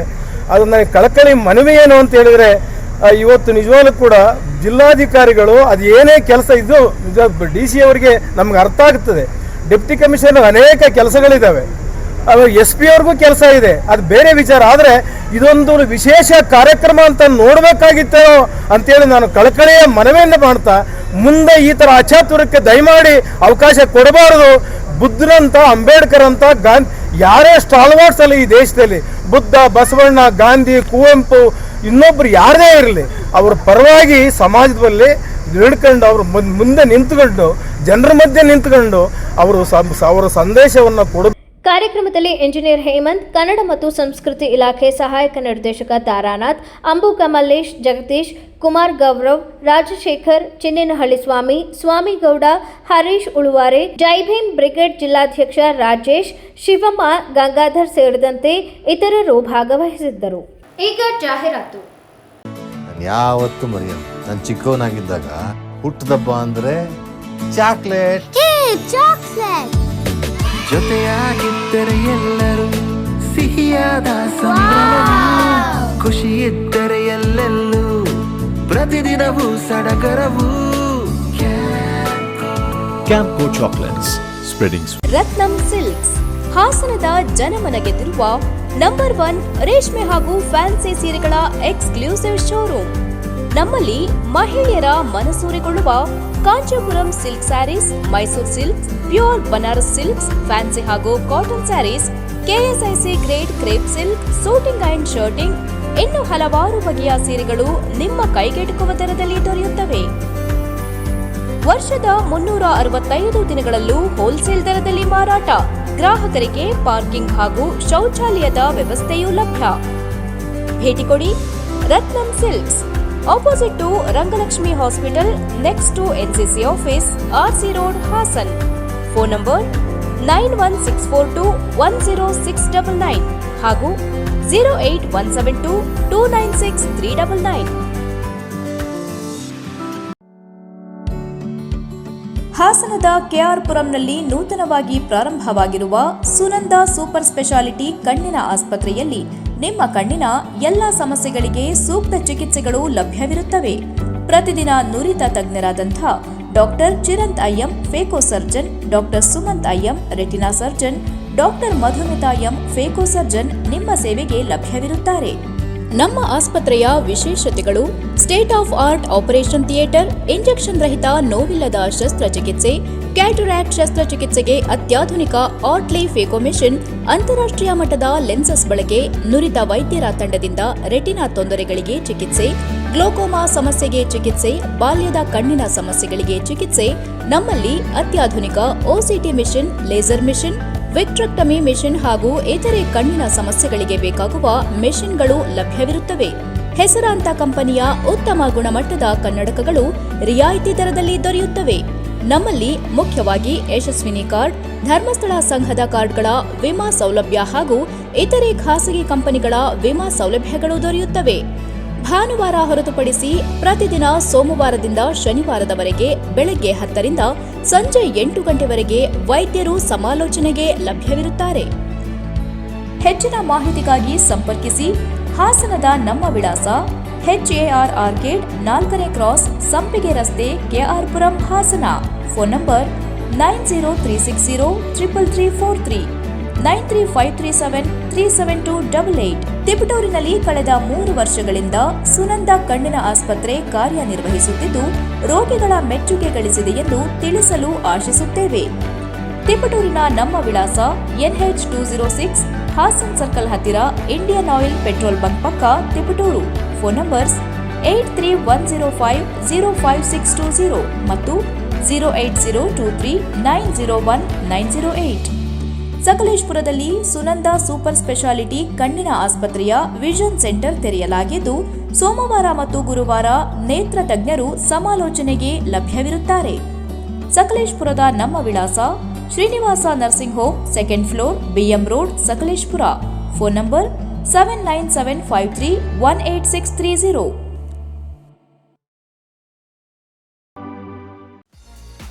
ಅಧ್ಯಯನ ಪದವಿ ಪೂರ್ವ ಕಾಲೇಜು ಹಾಸನ ಉತ್ಕೃಷ್ಟ ಗುಣಮಟ್ಟದ ಶಿಕ್ಷಣದೊಂದಿಗೆ ವಿದ್ಯಾರ್ಥಿಗಳ ಭವಿಷ್ಯದ ಭದ್ರ ಬುನಾದಿಗೆ ಸಹಕಾರಿಯಾಗಿರುವ ನಮ್ಮ ಕಾಲೇಜು ತನ್ನ 3ನೇ ವರ್ಷಕ್ಕೆ ಪಾದಾರ್ಪಣೆ ಮಾಡುತ್ತಿರುವುದು ನಮ್ಮೆಲ್ಲರಿಗೂ ಸಂತಸದ ವಿಷಯ. ಅಧ್ಯಯನ ಪದವಿ ಪೂರ್ವ ಕಾಲೇಜಿನಲ್ಲಿ ವಿಜ್ಞಾನ ವಿಭಾಗದಲ್ಲಿ ಪಿಸಿಎಂಬಿ ಪಿಸಿಎಂಸಿ ಮಾತ್ರವಲ್ಲದೆ ವಾಣಿಜ್ಯ ವಿಭಾಗದಲ್ಲಿ ಸಿಇಬಿಎ ಕೋರ್ಸ್ಗಳು ಸಹ ಲಭ್ಯವಿದೆ. ವಿದ್ಯಾರ್ಥಿಗಳ ಸರ್ವತೋಮುಖ ಶಿಕ್ಷಣದ ಅಭಿವೃದ್ಧಿಗಾಗಿ ಮೂಲ ಶಿಕ್ಷಣದೊಂದಿಗೆ ಕೆಸಿಇಟಿ, ನೀಟ್, ಜೆಡಬ್ಲ್ಇ ಕೋರ್ಸ್ಗಳ ಜೊತೆಗೆ ಸಾಫ್ಟ್ವೇರ್ ಡೆವಲಪ್ಮೆಂಟ್, ಬ್ಯಾಂಕಿಂಗ್ ಕೋರ್ಸ್ಗಳು ಹಾಗೂ ಸಿಎ ಫೌಂಡೇಶನ್ ತರಬೇತಿಯನ್ನ ನೀಡಲಾಗುವುದು. ಜೊತೆಗೆ ಕಲೆ, ನಾಟಕ, ಕ್ರೀಡೆ, ಸ್ಕೌಟ್ಸ್ ಅಂಡ್ ಗೈಡ್ಸ್, ವ್ಯಕ್ತಿತ್ವ ವಿಕಸನ, ಸಂಸ್ಕೃತಿಗಳ ಆಚರಣೆ, ರಸ್ತೆ ಸುರಕ್ಷತಾ ಕಾರ್ಯಕ್ರಮ, ಮಹಿಳಾ ಸಬಲೀಕರಣ, ಕಣ್ಣು ಮತ್ತು ಆರೋಗ್ಯ ತಪಾಸಣಾ ಶಿಬಿರಗಳು, ಗಿಡ ನೆಡುವ ಕಾರ್ಯಕ್ರಮಗಳು ಹಾಗೂ ಸೈಬರ್ ಕ್ರೈಮ್ ಜಾಗೃತಿಯಂತಹ ವಿವಿಧ ಕಾರ್ಯಕ್ರಮಗಳನ್ನು ಹಮ್ಮಿಕೊಂಡಿದ್ದೇವೆ. ಅತ್ಯುತ್ತಮ ಅಂಕಗಳನ್ನು ಗಳಿಸಿದ ವಿದ್ಯಾರ್ಥಿಗಳಿಗೆ ಸ್ಕಾಲರ್ಶಿಪ್ ಕೂಡ ಲಭ್ಯವಿದೆ. ನುರಿತ ಉಪನ್ಯಾಸಕರು ಹಾಗೂ ಸುಸಜ್ಜಿತ ಲ್ಯಾಬ್ಗಳನ್ನು ಒಳಗೊಂಡಿರುವ ನಮ್ಮ ಅಧ್ಯಯನ ಪದವಿ ಪೂರ್ವ ಕಾಲೇಜಿನಲ್ಲಿ ವಿದ್ಯಾರ್ಥಿಗಳಿಗೆ ಪ್ರತ್ಯೇಕವಾದ ಹಾಸ್ಟೆಲ್ನ ವ್ಯವಸ್ಥೆ ಕೂಡ ಲಭ್ಯವಿದೆ. 2026-27ನೇ ಶೈಕ್ಷಣಿಕ ಸಾಲಿಗೆ ದಾಖಲಾತಿಗಳು ಪ್ರಾರಂಭವಾಗಿದ್ದು, ವಿದ್ಯಾರ್ಥಿಗಳ ಉಜ್ವಲ ಭವಿಷ್ಯದ ಕನಸಿನ ಮೊದಲ ಹೆಜ್ಜೆ ನಮ್ಮ ಅಧ್ಯಯನ ಪದವಿ ಪೂರ್ವ ಕಾಲೇಜು. ದಾಖಲಾತಿಗಾಗಿ ಹಿಂದೆ ಸಂಪರ್ಕಿಸಿ. ಅಧ್ಯಯನ ಪದವಿ ಪೂರ್ವ ಕಾಲೇಜು, ವಿದ್ಯಾನಗರ, ಹಾಸನ. ಕಾಂಟ್ಯಾಕ್ಟ್ 9019526599. ಗುಣಮಟ್ಟದ ಶಿಕ್ಷಣ, ಶಿಸ್ತು ಮತ್ತು ಸಂಸ್ಕಾರದ ಕಲಿಕೆಗೆ ಮತ್ತೊಂದು ಹೆಸರೇ ಚಿಕ್ಕಮಗಳೂರಿನ ಸೆಂಟ್ ಮೇರಿಸ್ ಪದವಿ ಪೂರ್ವ ಕಾಲೇಜು. 10 ಎಕರೆ ವಿಶಾಲವಾದ ಪರಿಸರ ಸ್ನೇಹಿ ಆವರಣ, ವಿಶ್ವದರ್ಜೆಯ ಪ್ರಯೋಗಾಲಯಗಳು, ನೈಸರ್ಗಿಕವಾಗಿ ನಿರ್ಮಿಸಿರುವ ವಿಶಾಲವಾದ ಶಾಲಾ ಕೊಠಡಿಗಳು, ಬಾಲಕ ಬಾಲಕಿಯರಿಗೆ ಪ್ರತ್ಯೇಕ ಹಾಸ್ಟೆಲ್ ವ್ಯವಸ್ಥೆ, 400 ಜನರು ಒಟ್ಟಿಗೆ ಕುಳಿತು ಊಟ ಮಾಡಬಹುದಾದ ಡೈನಿಂಗ್ ಹಾಲ್, ಅತ್ಯಂತ ಅನುಭವಿ ನುರಿತ ಶಿಕ್ಷಕರ ವೃಂದ, ಹೀಗೆ ಎಲ್ಲ ಮೂಲಭೂತ ವ್ಯವಸ್ಥೆಗಳಿಂದ ವಿದ್ಯಾರ್ಥಿಗಳ ಸೇವೆಗೆ ಸಕಲ ರೀತಿಯಿಂದಲೂ ಕಾಲೇಜು ಸಜ್ಜುಗೊಂಡಿದೆ. ವಿಜ್ಞಾನ ಮತ್ತು ವಾಣಿಜ್ಯ ವಿಭಾಗಗಳಲ್ಲಿ ಸ್ಪರ್ಧಾತ್ಮಕ ಕೋರ್ಸ್ಗಳಾದ ಸಿಇಟಿ, ನೀಟ್, ಜೆಇಇ, ನಾಟ ಮತ್ತು ಸಿಎ ಫೌಂಡೇಶನ್ ಕೋರ್ಸ್ಗಳಿಗೆ ಅನುಭವಿ ಉಪನ್ಯಾಸಕರಿಂದ ಬೋಧನಾ ಕಾರ್ಯ ನಡೆಯುತ್ತಿದ್ದು, ಮಕ್ಕಳಿಗೆ ಉತ್ತಮ ಶಿಕ್ಷಣ ನೀಡುವತ್ತ ಸಂಸ್ಥೆಯು ದಾಪುಗಾಲ ನೀಡುತ್ತಿದ್ದು, ಇಂದು ಜಿಲ್ಲೆ ಮಾತ್ರವಲ್ಲದೆ ಹೊರ ಜಿಲ್ಲೆಗಳಿಂದಲೂ ಅಪಾರವಾದ ಕೀರ್ತಿ ಮತ್ತು ಸಾಧನೆಗೆ ಸಂಸ್ಥೆ ಹೆಸರುವಾಸಿಯಾಗಿದೆ. ಆಸಕ್ತರು ವಿವರಗಳಿಗಾಗಿ ಹಿಂದೆ ಸಂಪರ್ಕಿಸಿ ಮಾಹಿತಿ ಪಡೆಯಬಹುದಾಗಿದೆ. 6360539736. 100 ವರ್ಷಗಳು 100 ದಿನಗಳು ಮೇಕಿಂಗ್ ಶುಲ್ಕದಲ್ಲಿ 100% ರಿಯಾಯಿತಿ. Bhima legacy fest 100 days offer. ಚಿನ್ನ, ಬೆಳ್ಳಿ ಮತ್ತು ವಜ್ರದ ಮೇಲಿನ ಮೇಕಿಂಗ್ ಶುಲ್ಕದಲ್ಲಿ 100% ವರೆಗೆ ರಿಯಾಯಿತಿ ಪಡೆಯಿರಿ. ಮತ್ತು ಪ್ರತಿ 1 ಲಕ್ಷ ರೂಪಾಯಿ ಮೌಲ್ಯದ ವಜ್ರದ ಮೇಲೆ 24 ಕ್ಯಾರೆಟ್ ಚಿನ್ನದ ಬಾರ್ ಉಚಿತವಾಗಿ ಪಡೆಯಿರಿ. ಎಲ್ಲಾ ಭೀಮಾ ಮಳಿಗೆಗಳಲ್ಲಿ ಲಭ್ಯ. ಷರತ್ತುಗಳು ಅನ್ವಯ.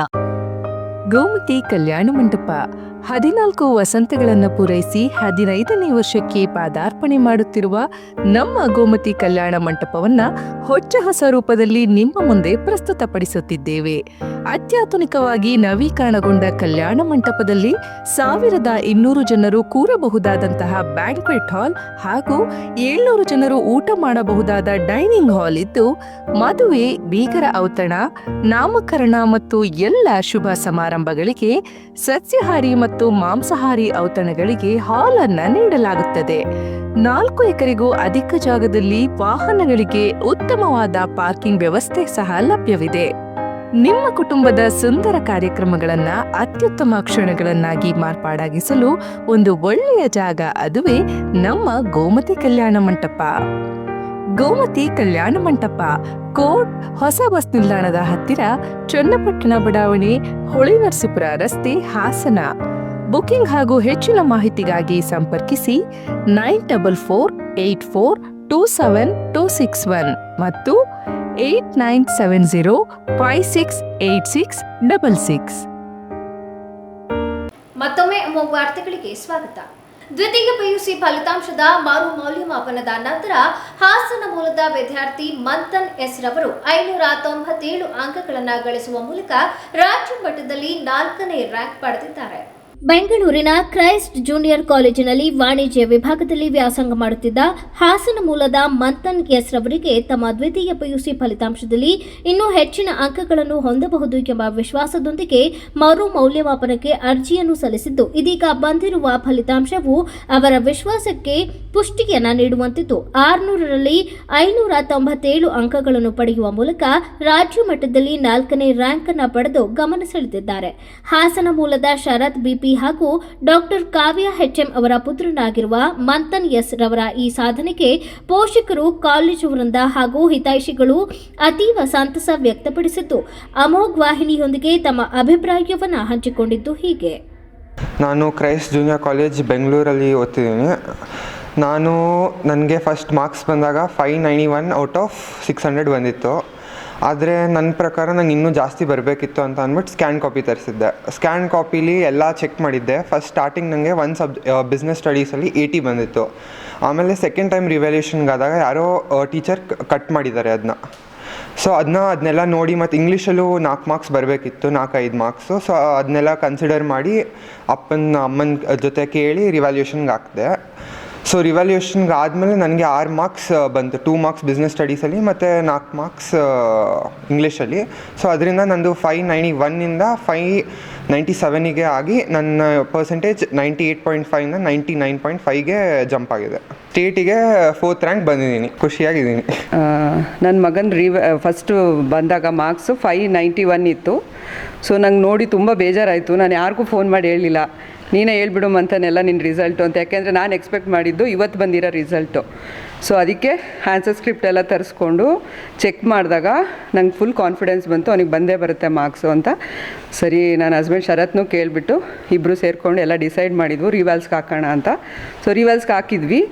ಸೊ ರಿವಾಲ್ಸಲ್ಲಿ ಇವಾಗ 6 ಮಾರ್ಕ್ಸ್ ಜಾಸ್ತಿಯಾಗಿ 591ಇಂದ 597 ಬಂದಿದೆ.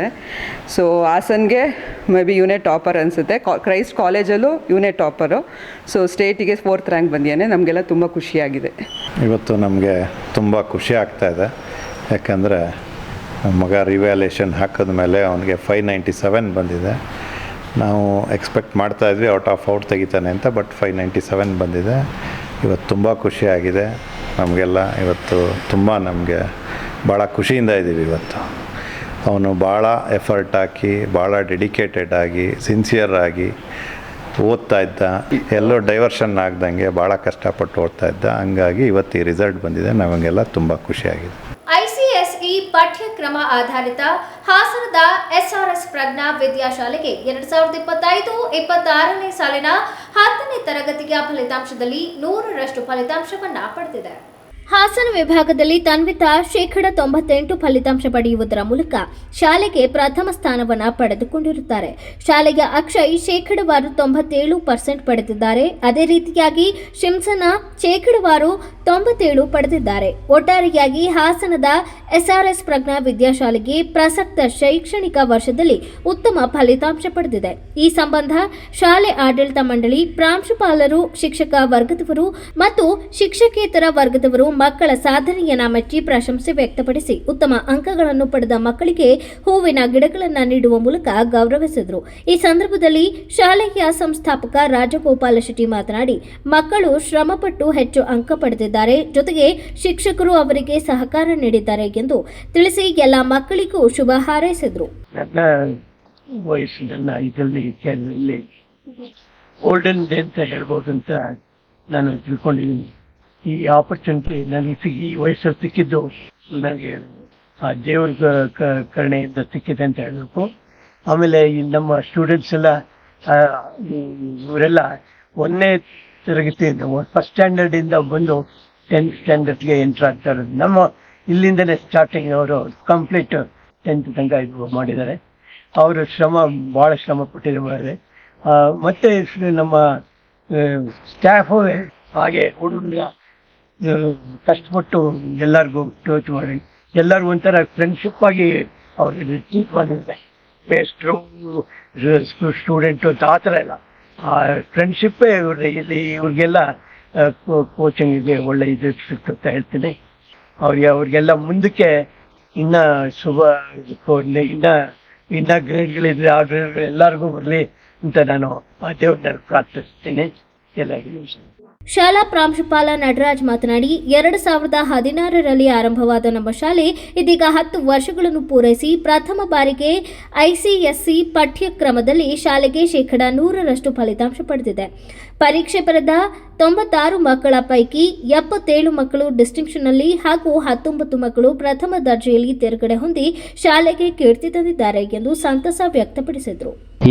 ಈ ವರ್ಷ ನಮಗೆ ಒಂದು ತುಂಬ ಹೆಮ್ಮೆದಾಯಕವಾದಂಥ ಹೆಮ್ಮೆ ಪಡ್ತಕ್ಕಂಥ ಒಂದು ವರ್ಷ. ಈ ವರ್ಷದಲ್ಲಿ ನಾವು 98% SLC ರಿಸಲ್ಟಲ್ಲಿ ಅಚೀವ್ ಮಾಡಬೇಕು ಅಂತ ಒಂದು ಗುರಿ ಇಟ್ಕೊಂಡಿದ್ವಿ. ಯಾಕಂದರೆ ಹಿಂದಿನ ವರ್ಷ ನಮಗೆ 97% ಅಚೀವ್ ಮಾಡಿದ್ವಿ.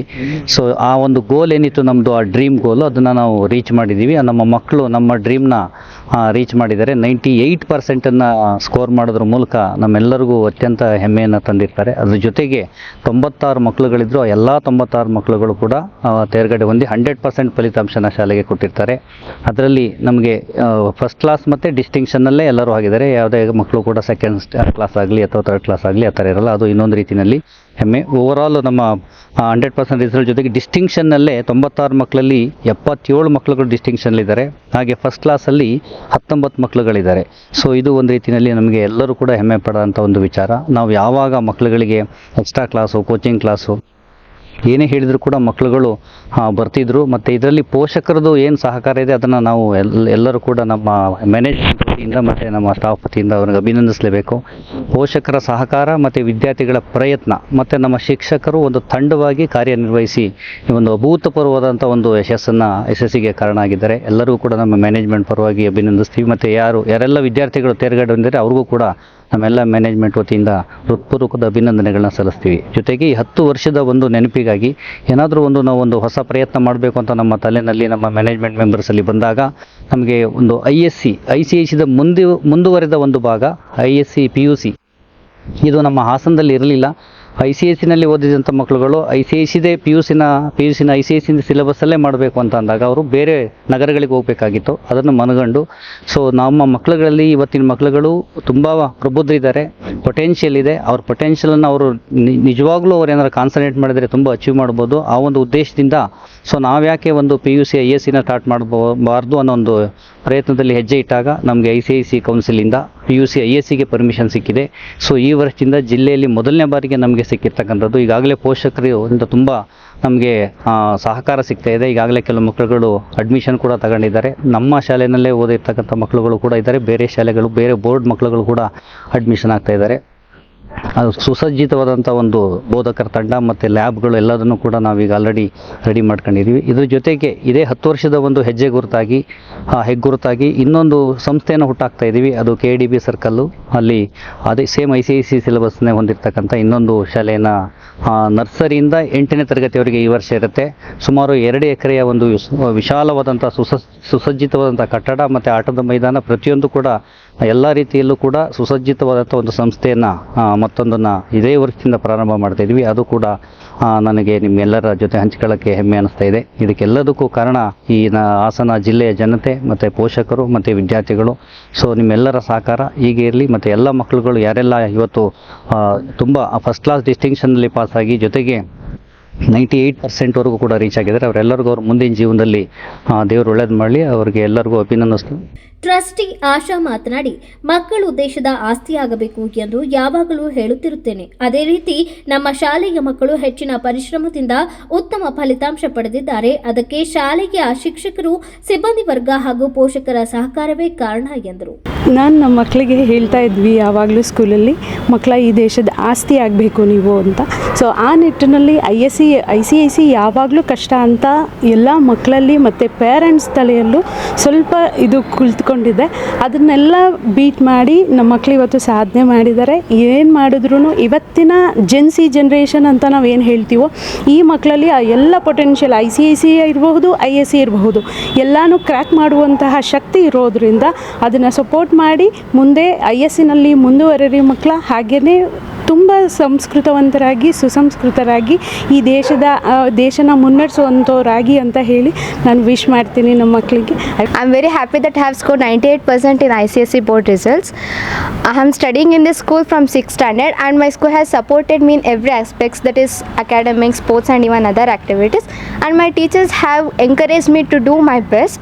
And Nataraja Sir, Asha ma'am, of course they have motivated me, and all the school staff members have also motivated me.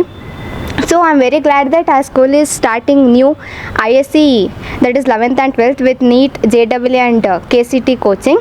I'm continuing my education here. Thank you for one and all my parents and all the teachers for supporting me to achieve this. Thank you one and all. Myself Akshay from grade 10. I am studying in SRS Patna Vidya School from grade 1. It is a very nice school. All the teachers will put more effort to make us successful. I am very happy to score 97.8 in ICSE syllabus. I would like to thank all the teachers who have helped me to score this. Hello everyone, I'm Shimsana. I'm studying here from grade 1 and it's a very good school that everyone support here, and even the teachers, everyone teach you whatever you want, and I have learned from my failures, and till now I'm putting my consistent effort till the last day of my exam, and the teachers, principal sir and trustee ma'am, everyone had put very much of effort to make me realize my mistakes and come till here for 97% in this school, and now I'm also ready to join the next ISC syllabus here, and I'm very glad about all my aspects of including the percentage. Thank you. Buddha Purnima ಅಂಗವಾಗಿ ತಾಲೂಕು ಕಚೇರಿಯಲ್ಲಿ ಬುದ್ಧ ಜಯಂತಿ ಕಾರ್ಯಕ್ರಮವನ್ನು ಸರಳವಾಗಿ ಮತ್ತು ಅರ್ಥಪೂರ್ಣವಾಗಿ ಆಚರಿಸಲಾಯಿತು. ಈ ಸಂದರ್ಭದಲ್ಲಿ ಬುದ್ಧನ ಭಾವಚಿತ್ರಕ್ಕೆ ಗಣ್ಯರು ಪುಷ್ಪಾರ್ಚನೆ ಸಲ್ಲಿಸುವ ಮೂಲಕ ಕಾರ್ಯಕ್ರಮಕ್ಕೆ ಚಾಲನೆ ನೀಡಿದರು. ಈ ವೇಳೆ ತಹಸೀಲ್ದಾರ್ ಶ್ರೀಧರ ಕಂಕನವಾಡಿ ಮಾತನಾಡಿ, ಗಾಂಧಾರ ಬುದ್ಧ ವಿಹಾರದ ಯೋಜನೆ ಸಮಾಜದ ದಾರಿದೀಪವಾಗಲಿದೆ. ಸುಮಾರು 30 ಎಕರೆ ಪ್ರದೇಶದಲ್ಲಿ 10 ಅಡಿ ಎತ್ತರದ ಬುದ್ಧನ ಮೂರ್ತಿ ಸ್ಥಾಪನೆ ಹಾಗೂ ಬೌದ್ಧ ತತ್ವಗಳನ್ನು ಸಾರುವ ಆಧ್ಯಾತ್ಮಿಕ ಶೈಕ್ಷಣಿಕ ಕೇಂದ್ರ ನಿರ್ಮಾಣದ ಪ್ರಸ್ತಾಪ ಅತ್ಯಂತ ಆಶಾದಾಯಕವಾಗಿದೆ. ಇದು ಕೇವಲ ಧಾರ್ಮಿಕ ಸ್ಥಳವಾಗಿಯೇ ಅಲ್ಲದೆ ಮಾನವೀಯ ಮೌಲ್ಯಗಳನ್ನು ಬೆಳೆಸುವ ಜ್ಞಾನ ಕೇಂದ್ರವಾಗಲಿದೆ. ಭಗವಾನ್ ಬುದ್ಧರು ಬೋಧಿಸಿದ ಮಧ್ಯಮ ಮಾರ್ಗವು ಇಂದಿನ ಸಮಾಜಕ್ಕೆ ಬಹಳ ಪ್ರಸ್ತುತವಾಗಿದ್ದು, ಅತಿಯಾದ ಆಡಂಬರ ಅಥವಾ ಕಠಿಣ ತಪಸ್ಸಿನ ಬದಲು ಸಮತೋಲನಯುತ ಜೀವನ ನಡೆಸುವ ಮಾರ್ಗವನ್ನು ಅವರು ತೋರಿಸಿದ್ದಾರೆ. ಆಸೆಯೇ ದುಃಖಕ್ಕೆ ಮೂಲ ಎಂಬ ಸಂದೇಶವು ಮಾನವನ ಜೀವನದ ನಿಜ ಸ್ವರೂಪವನ್ನು ಪ್ರತಿಬಿಂಬಿಸುತ್ತಿದ್ದು, ದುಃಖದಿಂದ ಮುಕ್ತಿ ಪಡೆಯಲು ಅಷ್ಟಾಂಗ ಮಾರ್ಗವು ಪ್ರಮುಖವಾದ ದಾರಿಯಾಗಿದೆ. ಬೌದ್ಧ ಧರ್ಮವು ಸಮಾನತೆಯ ಸಾರವನ್ನು ಜಗತ್ತಿಗೆ ಸಾರಿದ್ದು, ಜಾತಿ ಲಿಂಗ ಭೇದವಿಲ್ಲದೆ ಎಲ್ಲರಿಗೂ ಸಮಾನ ಅವಕಾಶ ನೀಡಿದ ಧರ್ಮವಾಗಿದೆ. ಈ ಮೌಲ್ಯಗಳಿಂದ ಪ್ರೇರಿತರಾಗಿ ಡಾಕ್ಟರ್ BR ಅಂಬೇಡ್ಕರ್ ಅವರು ತಮ್ಮ ಅಂತಿಮ ಹಂತದಲ್ಲಿ ಬೌದ್ಧ ಧರ್ಮವನ್ನು ಸ್ವೀಕರಿಸಿದುದು ಅದರ ಮಹತ್ವವನ್ನು ಎತ್ತಿ ಹಿಡಿಯುತ್ತದೆ ಎಂದು ಹೇಳಿದರು.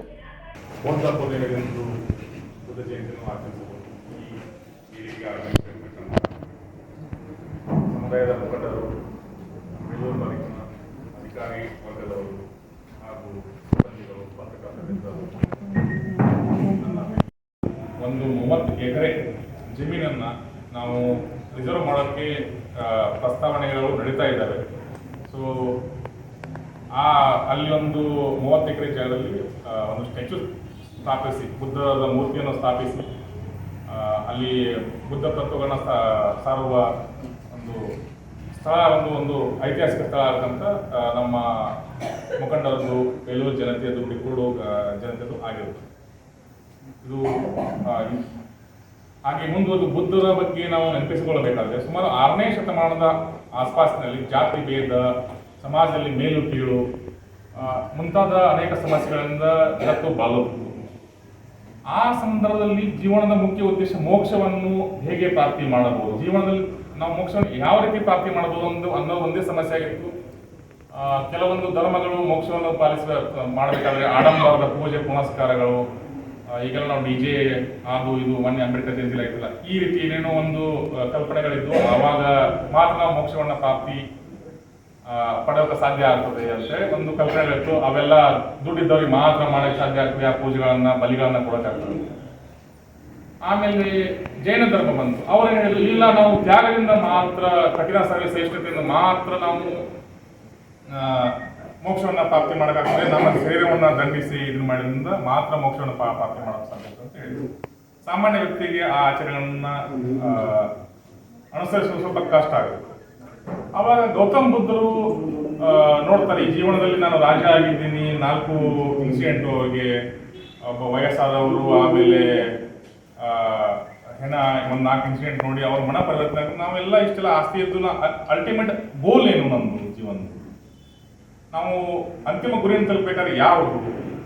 ಸೊ ಅವಾಗ ಅವ್ರು ಹೇಳ್ತಾರೆ ಮಧ್ಯಮ ಮಾರ್ಗ, ಗೋಲ್ಡನ್ ಮೀನ್ ಅಂತ ಹೇಳಿ. ಆ ಗೋಲ್ಡನ್ ಮೀನ್ ಏನು ಹೇಳ್ತದೆ ಅಂತಂದ್ರೆ 4 ತತ್ವಗಳನ್ನ ಹೇಳ್ತಾರೆ. ಆಸೆಯೇ ಮನುಷ್ಯನ ದುಃಖಕ್ಕೆ ಮೂಲ. ಮನುಷ್ಯ ಇಷ್ಟು ಚಿಂತೆಯಲ್ಲಿ ನಾನು ಅಷ್ಟು ಗಳಿಸ್ಬೇಕು, ಇಷ್ಟು ಗಳಿಸ್ಬೇಕು ಅಂತ ಏನು ಬಯಸ್ತಾ ಇಲ್ಲ.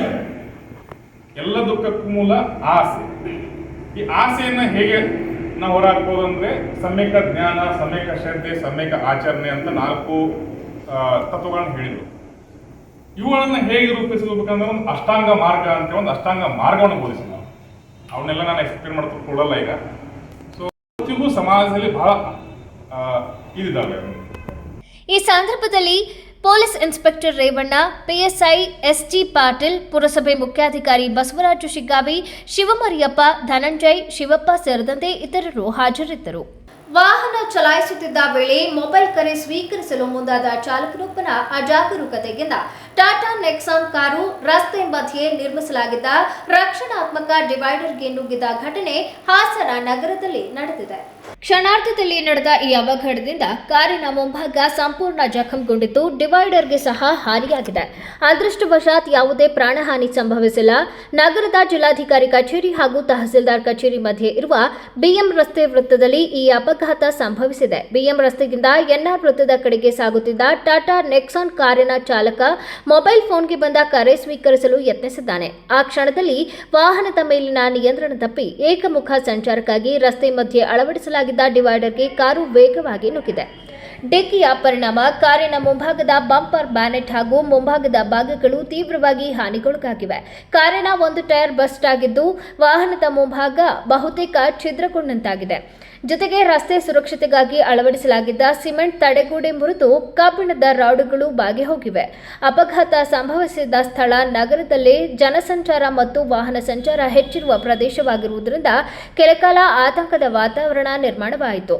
ಅದೇ ಸಮಯದಲ್ಲಿ ಎದುರು ಅಥವಾ ಪಕ್ಕದಿಂದ ಬೇರೆ ವಾಹನಗಳು ವೇಗವಾಗಿ ಬಂದಿದ್ದರೆ ಭಾರೀ ಅನಾಹುತ ಸಂಭವಿಸುವ ಸಾಧ್ಯತೆ ಇತ್ತು.